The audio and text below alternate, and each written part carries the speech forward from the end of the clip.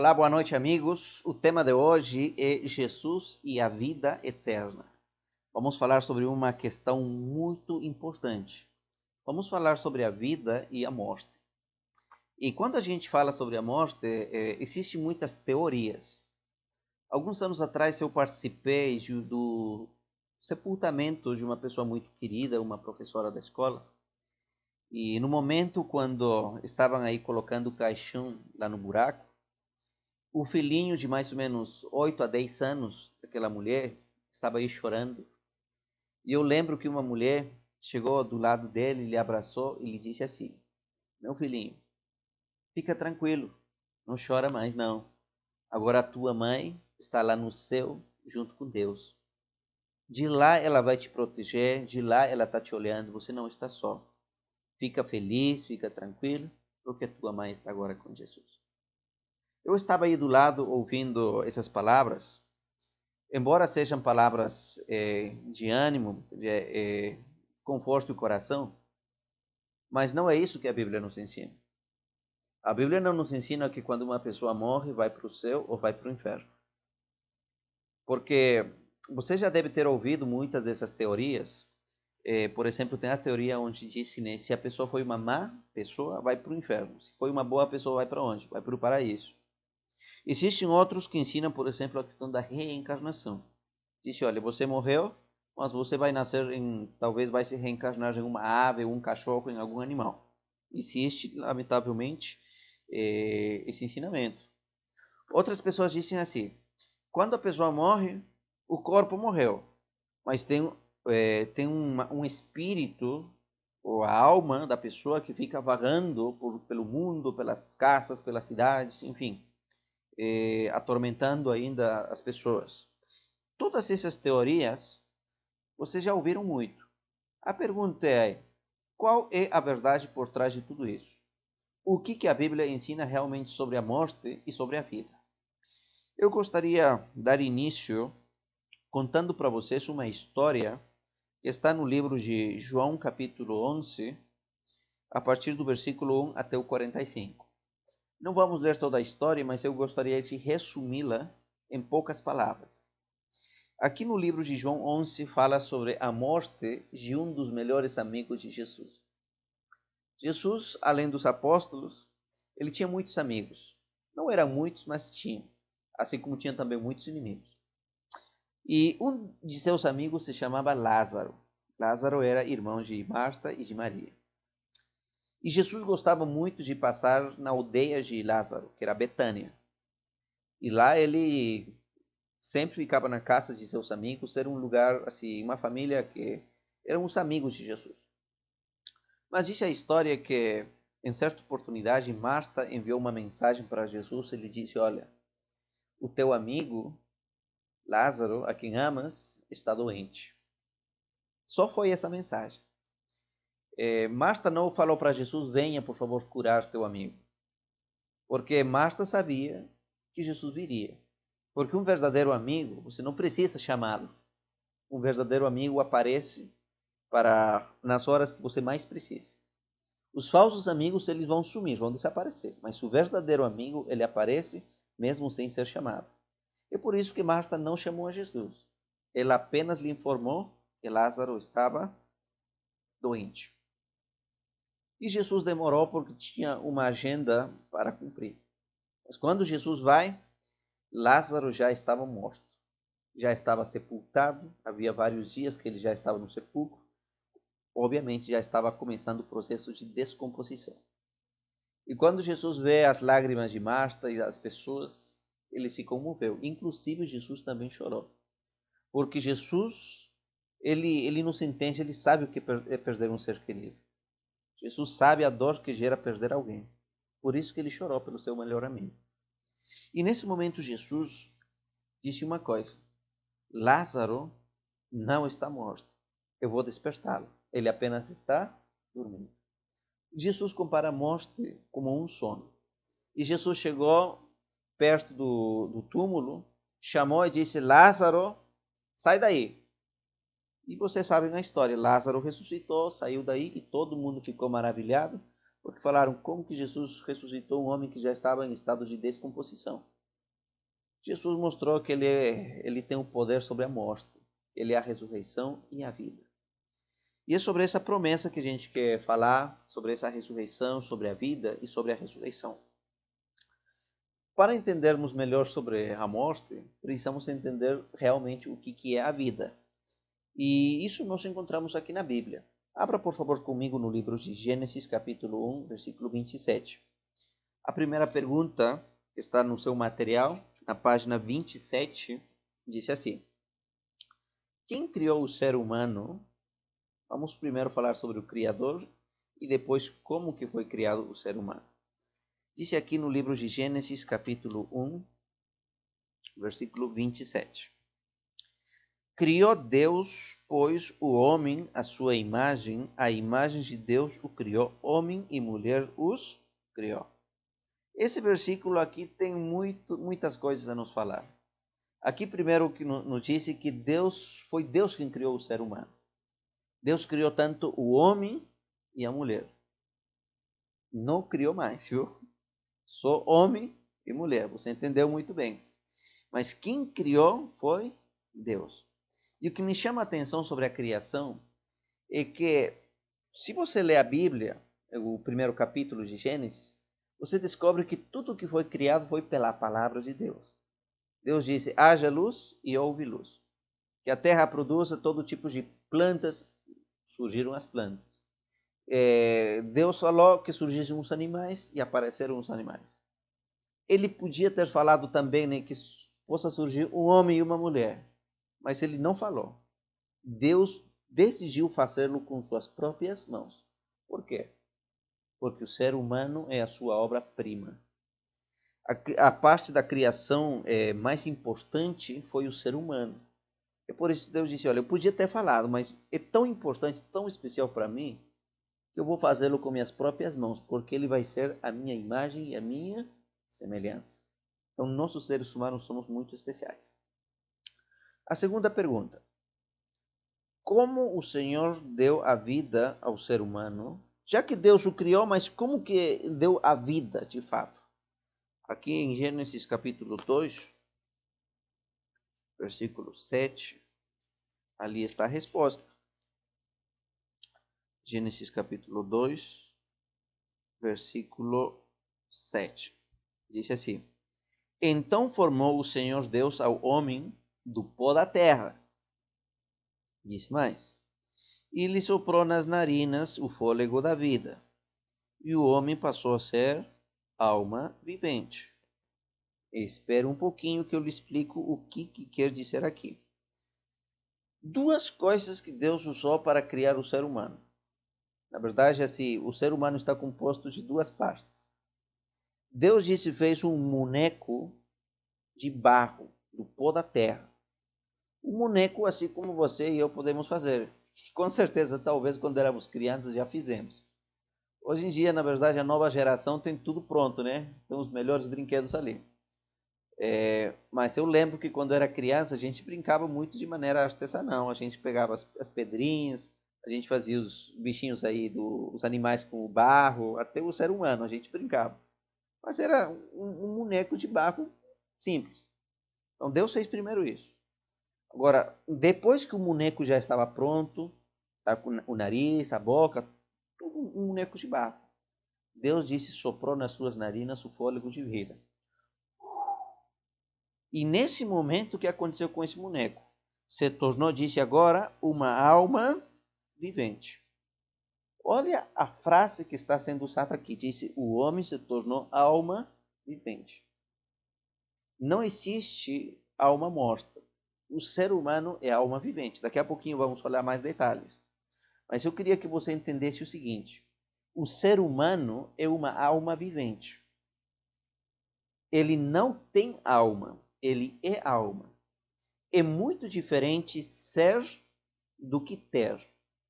Porque, lamentavelmente, muitas pessoas hoje em dia acreditam na ideia de que o ser humano é composto por matéria e espírito. porque pegam assim as ideias dos gregos, ideias pagãs, e dizem, olha, quando o ser humano morre, morre a matéria, mas a alma do ser humano sai e fica vagueando. O ser humano não tem alma. O ser humano é alma. Porque na criação Deus usou só duas coisas, o barro e o fôlego.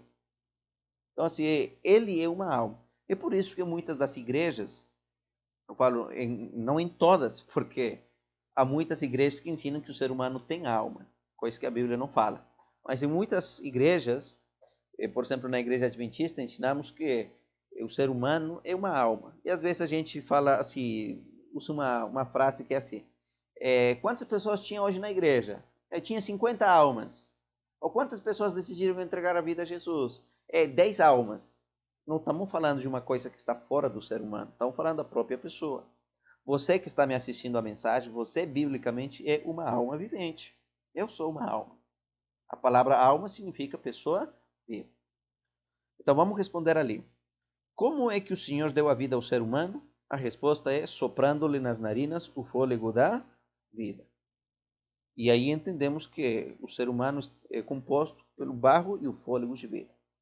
Agora, a terceira pergunta é muito interessante. Diz assim, ó, o que é a morte? Se a vida é a junção do fôlego da vida com o pó, com o barro, o que é a morte então? A resposta está no livro de Eclesiastes, capítulo 12, versículo 7. Deixa eu ver aqui. Eclesiastes, capítulo 12, versículo 7. Diz o seguinte: o pó volte à terra, como era, e o espírito volte a Deus que o deu. Ou seja, quando o ser humano morre, acontece contrário àquilo que foi no momento da criação dele.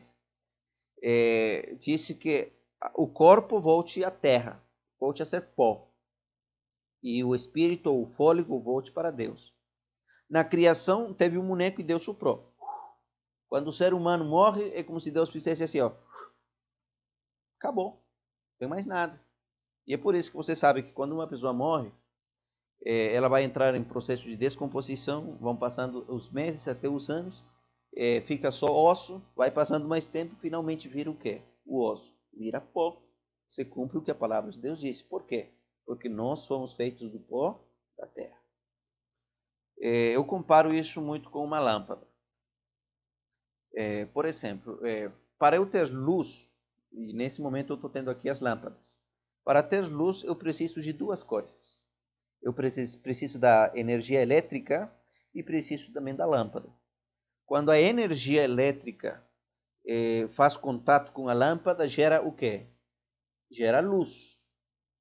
Agora eu te pergunto o seguinte, o que acontece quando eu separo a lâmpada da energia elétrica? Você vai dizer, então, não tem mais luz. Mas a pergunta é, aonde que foi essa luz? Para onde que foi essa luz? Não foi para lugar nenhum. Simplesmente deixou de existir. A luz não veio de algum lugar. A luz é a consequência da junção da lâmpada com a energia elétrica. Quando os dois se separam, a luz simplesmente deixa de existir.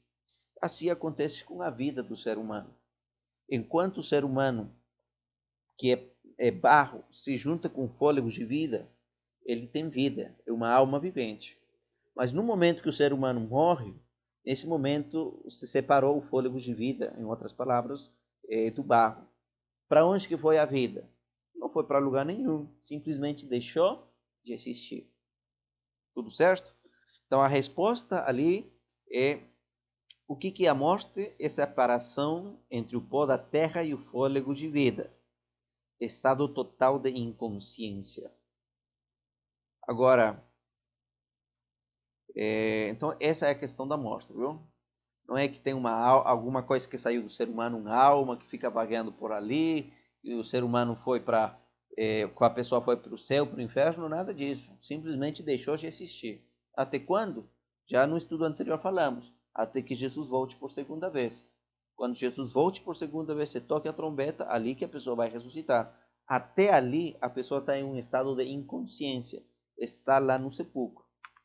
É por isso que, voltando à ideia inicial que eu lhes disse, as palavras daquela mulher eram bonitas, né, consolando aquele menino. Agora Agora a tua mãezinha está lá do lado de Jesus lá no céu. Mas isso é falso. A mulher perdeu a consciência ali, deixou de existir. Ali estava apenas o quê? Ali estava o barro. Hoje, com certeza, ele já virou pó. O fôlego de vida voltou para Deus, mas ela não foi para lugar nenhum. Ela simplesmente deixou de existir. A pergunta número 4 disse assim: qual era o plano de Deus para o ser humano? Quando Deus criou o ser humano, o criou para morrer? É isso que devíamos enfrentar? Gênesis tem a resposta. Vamos ver o plano original de Deus para nós. Gênesis capítulo 2, versículo 16 e 17. Diz assim: E o Senhor Deus lhe deu esta ordem: de toda a árvore do jardim comerás livremente, mas da árvore do conhecimento do bem e do mal não comerás, porque no dia em que dela comeres, certamente morrerás. Ou seja, quando Deus criou o ser humano, o criou para ter a vida eterna. O ser humano devia ser imortal. O ser humano não devia experimentar a morte, nem sequer em teoria. Tá? Ele não devia morrer. Deus o criou para ter a vida eterna. Mas essa vida dependia da sua obediência. Por isso ele disse, olha, não comam de todos os frutos, menos dessa árvore que está lá no meio do jardim. Tá? Enquanto vocês obedeçam, vocês terão a vida eterna. Mas vocês sabem que, lamentavelmente, os nossos pais, Adão e Eva, eles desobedeceram a ordem de Deus e eles pecaram. E Deus tinha falado, olha, o dia que vocês comem, esse dia vocês vão morrer. E é por isso que o pecado entrou nesse mundo através deles. E dali em diante, todos nós também pecamos, todos nós estamos ligados à morte. Se os nossos pais tivessem sido fiéis, obedientes, não existiria a morte. Então vamos lá. Qual era o plano de Deus para o ser humano? Era o plano da vida eterna. A pergunta número 5 disse assim: o que os mortos sabem? Eclesiastés capítulo 9, versículo 5, versículo 6 e depois o versículo 10 tem a resposta. Porque assim, hoje eu estou falando aqui com vocês. Aqui na minha mente tem muita informação. Aqui estão gravadas minhas lembranças, meus sentimentos, toda a minha vida está aqui. Quando a pessoa morre, para onde que vai todos esses sentimentos, todas essas lembranças, todo esse conhecimento? Para onde é que vai? A resposta está então aqui no livro de Eclesiastés. Deixa eu ver aqui. Eclesiastés, deixa eu ver aqui o capítulo. Deixa eu ver, acho que eu confundi aqui. Achei. Eclesiastés capítulo 9, versículos 5 e 6. Diz assim: porque os vivos sabem que hão de morrer, mas os mortos não sabem coisa alguma, não tem nem sentimento, não sabem de nada. Disse mais: nem tampouco terão eles recompensa, porque a sua memória jaz no esquecimento. O que acontece com toda a memória, toda a informação, todo o sentimento? Jaz no esquecimento, acabou. Amor, ódio, inveja, para eles já pereceram, para sempre. Não tem eles parte em coisa alguma daquilo que se faz debaixo do sol. Ou seja, os mortos não têm consciência de nada. O versículo 10 disse mais: tudo quanto te vier a mão para fazer, faze-o conforme as tuas forças. Porque no além para onde tu vais, para a sepultura, lá não há obra, não há projetos, não há conhecimento, não tem sabedoria alguma. Ou seja, os mortos nada sabem. Então, assim, se os mortos nada sabem, a memória jaz no esquecimento, como que eu posso dizer para a pessoa, olha, fulano tal foi para o inferno, foi para o céu, ou fulano tal está te vendo lá do céu? Porque embora seja bonito esse sentimento de saber, olha, fulano tal está me vendo do céu, isso não é verdade, isso é mentira. A Bíblia disse que não é assim. Esse teu ser querido que faleceu, ele deixou de existir, não tem mais consciência, não tem mais conhecimento de nada. Eu lembro em certa oportunidade, porque assim, cada país tem as suas tradições. Eu lembro do meu pai, lá no Peru, que ele tinha o costume de fazer o seguinte. Tem uma época, né, que todas as famílias comemora, né, a época dos mortos, das pessoas que faleceram, dos finados. E lá tem o costume de preparar a melhor comida, o melhor banquete para essa pessoa que faleceu. Todas as famílias aí que acreditam nessas ideias colocam uma mesa numa sala, uma mesa muito bonita, e colocam a melhor comida, as melhores comidas que a pessoa que faleceu gostava quando estava em vida. Eu lembro que meu pai fazia muito isso. E eu tinha mais ou menos aí uns 7, 8 anos, quando ele colocou uma mesa e colocou umas comidas muito gostosas. E ele falou assim: é para minha mãe. A alma da minha mãe vai vir à noite e faz tempo que ela não vem, deve estar faminta, vou deixar para ela. E as pessoas acreditam nisso. Então meu pai deixou ali. Só que depois eu tive curiosidade. E eu fui lá, entrei, eu vi aí a comida gostosa e eu não aguentei não. Coloquei a mão e comecei a experimentar. No dia seguinte, meu pai ele foi lá e ele viu que estava faltando um pedaço aí da comida. Né? Dava para perceber que tinha alguém que tinha comido aí. Ele chegou lá e disse: olha, minha mãe veio essa noite, minha mãe estava com fome e comeu a comida que eu deixei para ela. Eu fiquei caladinho, né? Abaixei a cabeça porque sabia que quem comeu fui eu. Mas na mente, na inocência dele, o que? A, a alma da pessoa ia vir e ia se alimentar. Mas a Bíblia disse já, né, que o ser humano não tem alma. Segundo, quando a pessoa morre, não tem mais conhecimento de nada. Você não tem mais consciência. Acabou. Então, assim, é uma perda de tempo aquilo que ele estava fazendo. Então, assim, tem muita gente, lamentavelmente, na atualidade, que não entendeu essa questão da vida e da morte e começa a acreditar em essas teorias. Mas Deus está permitindo que nós estudemos essas questões para que nós tenhamos uma fé verdadeira, fundamentada realmente naquilo que é verdadeiro, real. Então aí, na pergunta número 5, coloque aí a opção: os mortos nada sabem. A pergunta 6 disse assim: qual foi a mentira da serpente e como que essa mentira se repete hoje? Ou seja, quando Satanás possuiu a serpente e tentou Eva para levá-la ao pecado, a serpente, que era Satanás, falou uma coisa muito interessante. Uma mentira que até o dia de hoje ele usa. Gênesis capítulo 3, versículo 4. Disse assim: então a serpente disse à mulher: é certo que não morrereis, porque Deus sabe que no dia em que dela comeres, se vos abrirão os olhos, e como Deus sereis conhecedores do bem e do mal. Porque Eva disse: olha, Deus disse que não é para comer. Se a gente come, a gente morre. Porque a palavra de Deus, Deus na sua palavra disse: olha, não coma, senão você morre. E agora aparece aqui Satanás e disse: não é assim não, Deus está mentindo. Se você comer do fruto, você não morre. E aí começa a acontecer agora um choque mental na mente de Eva. Quem está mentindo aqui? Ou é Deus ou é a serpente? Porque a serpente disse que não se morre. Deus disse que se morre. Quem tem a verdade? Vocês sabem, a verdade estava na palavra de Deus. Satanás estava mentindo, estava enganando. Como que Satanás usa hoje essa mesma mentira? Falando essas ideias para as pessoas de que quando uma pessoa morre, ela não morreu totalmente. Que tem uma alma que saiu do corpo, que está por algum lugar, que a pessoa foi para o paraíso ou que foi para o inferno. E essas teorias. E o que Satanás está dizendo é o seguinte, olha, a pessoa não morreu. E Deus disse sim, a pessoa morreu.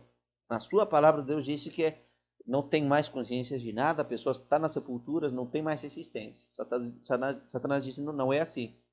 Agora eu te pergunto, no que a gente vai acreditar? Na palavra de Deus ou na palavra do inimigo? Nós, obviamente, vamos acreditar na palavra de Deus. Então, até o dia de hoje, Satanás traz essas ideias, essas mentiras, que a pessoa não morre. A pessoa fica ainda vagando por algum lugar. Mas a Bíblia, de maneira muito clara, diz que não é assim. A pergunta 7, vamos responder a 6. Então, qual é a mentira que a serpente usou? Ela disse, não morrereis. Essa é a mentira. A pergunta número 7. essa pergunta aqui talvez seja uma das mais importantes dessa lição, viu? Diz assim: o que é alma e o que acontece com ela? Vamos lá. O que é alma e o que acontece com ela? Vamos ler 2 versículos e depois a gente vai explanar mais esse detalhe. Êxodo capítulo de Ezequiel capítulo 18. Vamos lá para o livro de Ezequiel. Vamos ler o versículo 4 e depois o 20. Ezequiel capítulo 18, versículo 4. E depois o versículo 20. Disse aqui o 4. Eis que todas as almas são minhas, como a alma do Pai, também a alma do Filho é minha. A alma que pecar, essa alma morrerá. Ou seja, está falando aqui que a alma morre. Olha, perceba muito esse detalhe. Aqui está falando, Deus disse, olha, todas as almas são minhas. A alma do Pai, a alma do Filho. Está falando do quê? Está falando aqui da pessoa. Porque o ser humano não tem alma. O ser humano é alma. E quando o ser humano morre, a alma morreu. Por isso disse aqui, ó, essa alma morrerá. Não tem uma coisa que sai de nós e fica aí vagando, vai para outro lugar. Não, isso é falso, isso é mentira. Então, assim, a pergunta aí, o que é alma? Alma somos nós, seres vivos. E o que acontece com a alma? Quando nós morremos, a alma morreu, deixamos de existir. Agora, o versículo 20 amplia e diz assim, ó, a alma que pecar, essa morrerá. O filho não levará a iniquidade do pai, nem o pai a iniquidade do filho. A justiça do justo ficará sobre ele, e a perversidade do perverso cairá sobre ele. Aqui diz é o pai e o filho, são essas pessoas. Qual é o problema com relação à alma? Talvez a nossa dificuldade seja com as traduções que nós temos da Bíblia. Porque a Bíblia se foi escrita em 3 idiomas. O hebraico, aramaico e o Novo Testamento está em grego. E especialmente aqui falando sobre o Antigo Testamento, a palavra alma no hebraico é nefesh. Só que nefesh significa o quê? Literalmente significa ser vivo. Uma pessoa viva. Isso significa nefesh. Tá? Agora, algumas versões de Bíblia traduzem assim alma, outras versões traduzem um ser vivo. Por quê? Se você comparar, por exemplo, essa questão assim com algumas versões, pega umas 3, 4 versões diferentes e procura esse versículo onde está alma. Por exemplo, aí o livro de Gênesis, aqui esse aqui é o 18 mesmo. E veja em diferentes versões. Tem uma versão que diz, olha, alma. Você vai em outra versão, diz ali ser vivo. Você vai em outra versão, diz pessoa viva. E você diz, mas por que aqui traduziu alma, por que aqui traduziu pessoa viva e por que aqui traduziu ser vivo? Porque tudo isso significa a mesma coisa. Nefesh. Nefesh é ser vivo, alma é ser vivo. Então essa é a questão.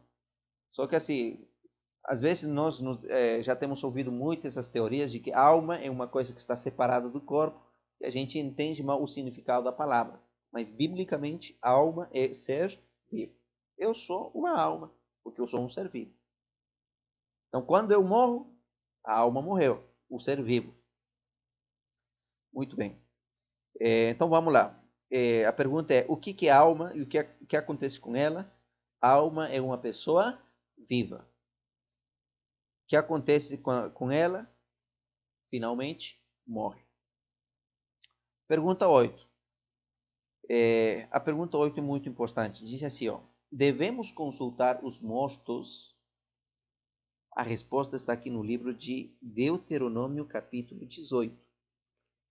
Essa pergunta aqui é muito boa, viu? Deuteronômio, capítulo 18.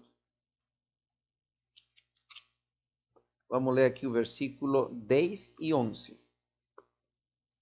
Muito bem, disse assim: não se achará em ti quem faça passar pelo fogo o seu filho, ou a sua filha, nem adivinhador, nem prognosticador, nem agüeiro, nem feiticeiro, nem encantador, nem necromante, nem mágico, nem quem consulte os mortos.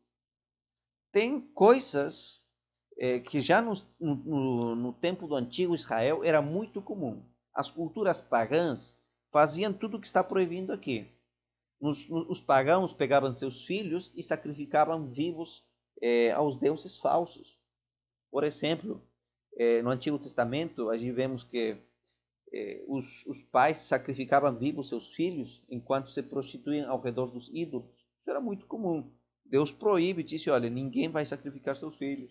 Aqui não vai ter adivinhador, necromante, e fala inclusive, disse aí, nem pessoa que consulte os mortos.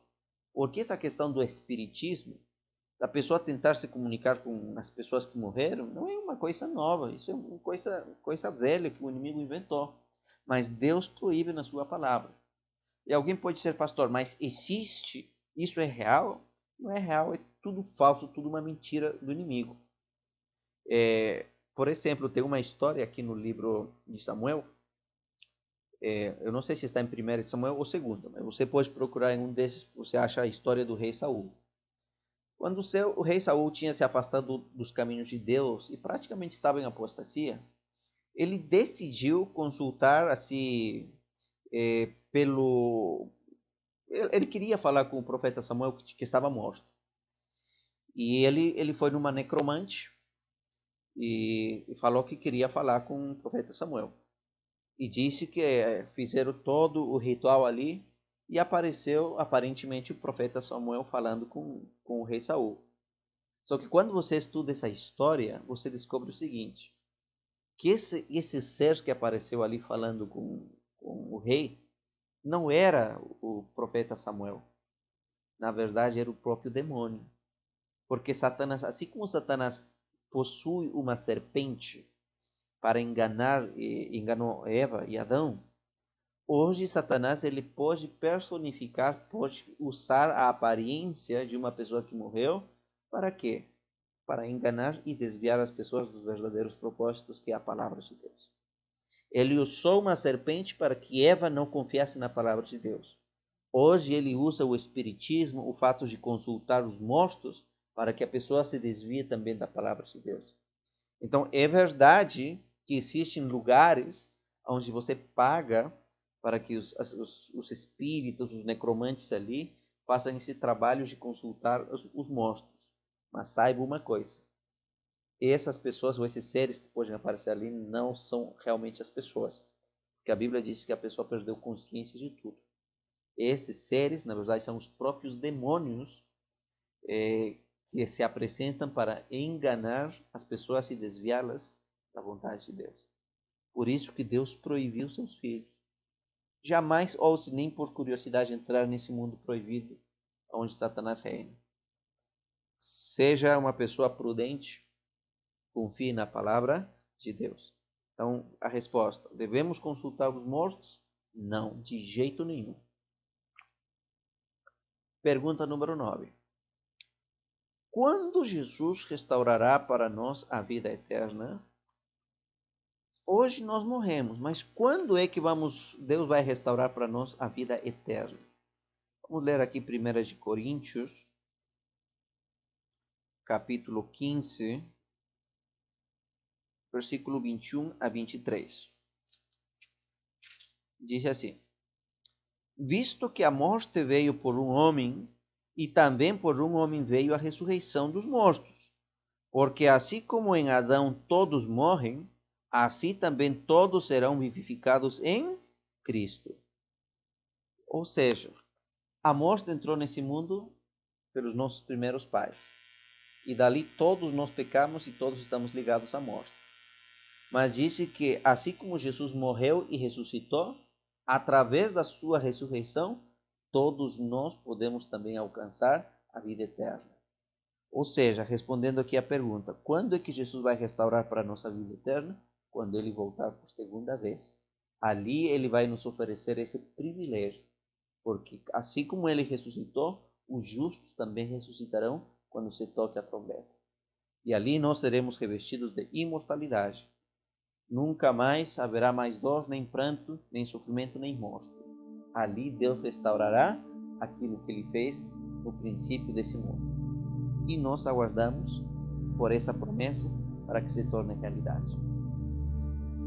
Eu te pergunto nessa noite o seguinte: você já perdeu um ser querido? Você perdeu seu filho? Você já perdeu seu pai, a sua mãe? Você sente saudade? Eu imagino que a saudade deve ser muito grande, né? Deve bater aí no peito. Eu já perdi muitos amigos queridos, irmãos da igreja.